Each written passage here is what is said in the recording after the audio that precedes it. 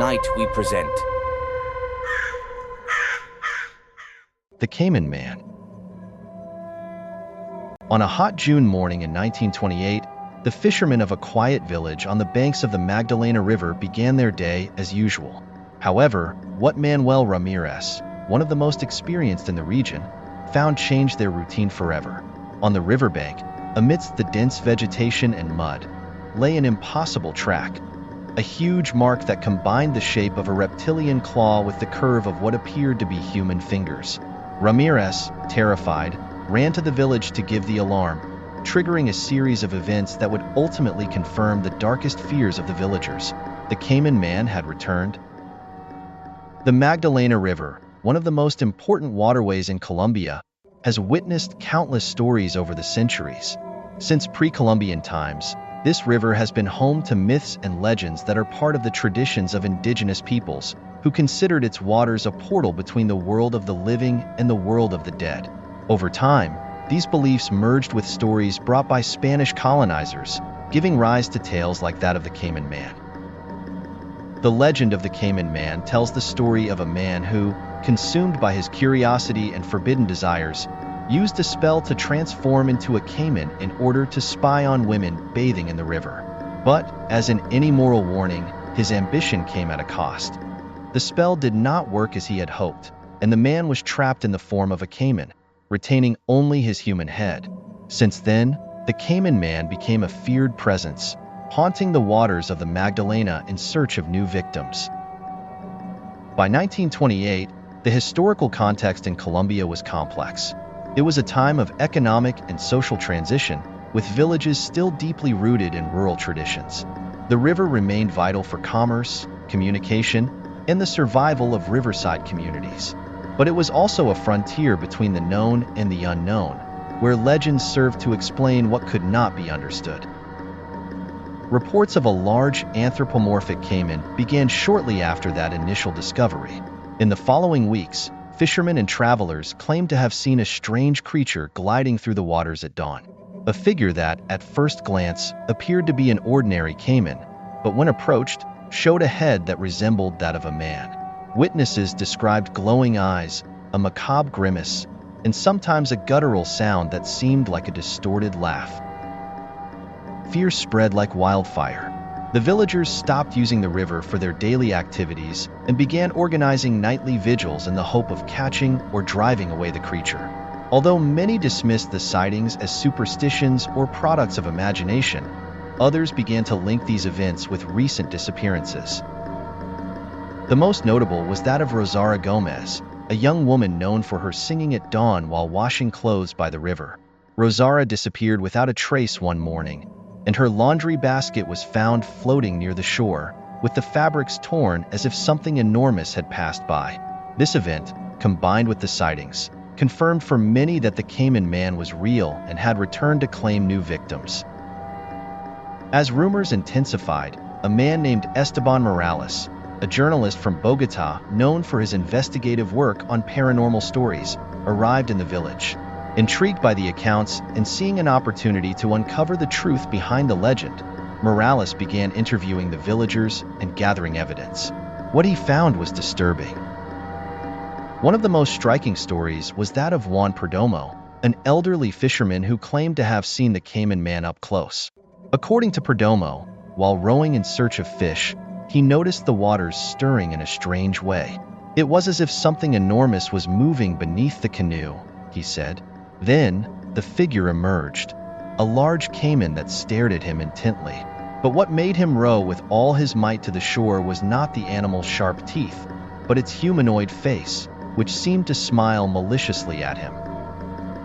Other witnesses reported similar incidents: shadows moving beneath the water, tracks in the sand that disappeared abruptly, and a strange, sulfurous smell that permeated the air near the sightings.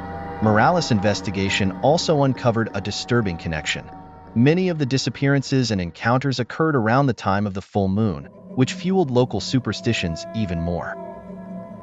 The climax of this tension came when Morales discovered an old document in the village parish. It was a record written by a priest in the 19th century, speaking of a beastly man, condemned for his sins of pride and lust.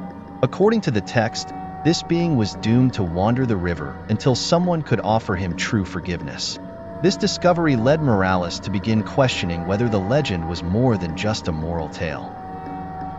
One night, while Morales was conducting a vigil with some fishermen in an attempt to document the phenomenon, something unexpected happened. The river's waters began to move violently, as if an invisible force was stirring them from the bottom. Suddenly, a figure emerged just a few meters from their canoe. Under the moonlight, everyone could make out the details. The scaly, robust body of a caiman, but with a head that clearly belonged to a human. The fisherman, terrified, rowed desperately toward the shore, while Morales tried to stay calm and record what he saw. The creature followed them for several meters before submerging again into the water, leaving behind an unsettling silence. When they reached the shore, Morales reviewed his notes and discovered something that had gone unnoticed. In his desperation, one of the fishermen swore he had heard the creature whisper a human name before disappearing. The journalist knew then that the mystery was much deeper than he had imagined. While the village tried to process what had happened, Morales decided to delve further into the secrets of the river, certain that the truth he sought would not only change his life, but also the fate of all those living in the shadow of the Cayman Man's legend. After the terrifying encounter in the river, Esteban Morales spent the night feverishly reviewing his notes. The image of the Cayman Man chasing them remained fresh in his mind. But what disturbed him the most was not the creature's appearance, but the name that one of the fishermen swore he had heard, Rosara. With renewed determination, Morales began to search for patterns among the reported disappearances and sightings. He realized that all the victims shared something in common. They had all had some connection to the river. Whether they were fishermen, washers, or frequent travelers, their lives were intrinsically tied to the Magdalena. This, along with the discovery of the parish document, led Morales to formulate a hypothesis. Could the Cayman Man be more than just a legend? Could he be an entity tied to the river and those who somehow profaned it? Determined to find answers, Morales contacted Dona Felisa, an elderly woman known for her knowledge of local traditions and legends. Felisa agreed to speak with him, but only on the condition that what she revealed would be treated with due respect. In her modest cabin, surrounded by prayers and the scent of burning herbs, the woman recounted the oldest version of the Cayman Man legend. He wasn't just a curious man, Felisa explained in a grave voice. He was a man who defied the laws of God and nature. They say he made a pact with a sorcerer, seeking power and freedom for his darkest desires. But pacts always come with a price, and his was to remain trapped between two worlds, that of men and that of beasts. According to Felisa, the original spell not only condemned him to his monstrous form, but also bound him to the river as its cursed guardian. Any offense to the river, any disrespect, he punishes it. But he also seeks something else, she concluded, leaving Morales with more questions than answers. In the following days, Morales continued his investigations. With the help of Felisa and the local fishermen, he gathered more testimonies and patterns. He discovered that many of those who had disappeared or met their end in the river had been secretly accused of greed or immoral behavior. This seemed to reinforce the theory that the Cayman Man acted as a judge and executioner of the Magdalena. But as he delved deeper, Morales found something that chilled him to the bone.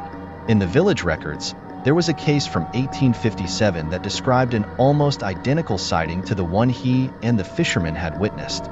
A group of merchants had been attacked by a similar creature, and in their statements, they also mentioned the murmur of human names before disappearing into the depths of the river.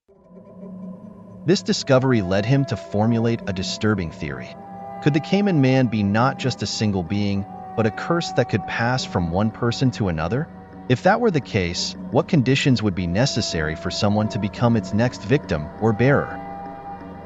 One night, Morales and a group of volunteers decided to conduct another vigil near the place where most of the sightings had occurred. Armed with flashlights, nets, and cameras, they hoped to document any unusual activity. However, what they found was even more disturbing. While examining the shore, one of the men found an object buried in the mud.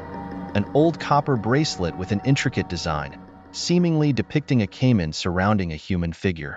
Felisa, who had insisted on accompanying them despite her age, immediately identified the object. "It's a protective amulet," she said, "but it's also a mark. Whoever possesses it is bound to the river and its guardian." The bracelet had belonged to Rosara, the missing young woman, which confirmed to Morales that she had a more important role in the story than he had imagined. Shortly after, a figure emerged from the water. It was not the Cayman Man, but a spectral shadow that spoke with a voice that seemed to come from the bottom of the river. "Leave the river in peace, or you will share my fate," it warned before disappearing into the waters. The group, terrified, returned to the village with more questions than answers. The next morning, Morales decided to visit the village priest to obtain more information about the document he had found. The priest, initially reluctant, eventually confessed that there were more records about the Cayman Man, but they were hidden because they contained two dark details. In these texts, Morales discovered that the Cayman Man not only punished those who offended the river, but also sought redemption.